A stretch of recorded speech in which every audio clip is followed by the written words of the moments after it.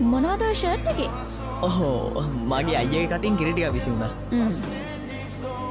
එයා බොරුවට hina වෙනවා වගේ ඔයාගේ අකට කිරිවිසික් කරන්නේ නැති. කොහොමද ඔයා දැනගත්තේ? මොකද අපි දෙන්නම ඉන්නේ එක වයසේ.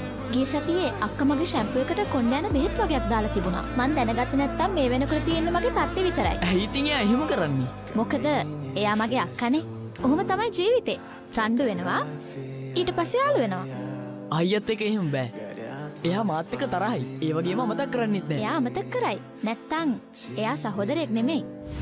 ඔය ඇත්තට මේ වැඩේට කැමති නැති වුණත් තමන්ගේ අයියා වෙනුවෙන් රවුලිගේ ඇසිස්ටන්ට් වෙන්න කැමති. ඒ කියන්නේ ඔයාට ඕනේ අයියට බෑන්ඩ් එක ප්ලේ කරන්න දෙන්නද? ඔව්. මං කිව්ව නේද එදා?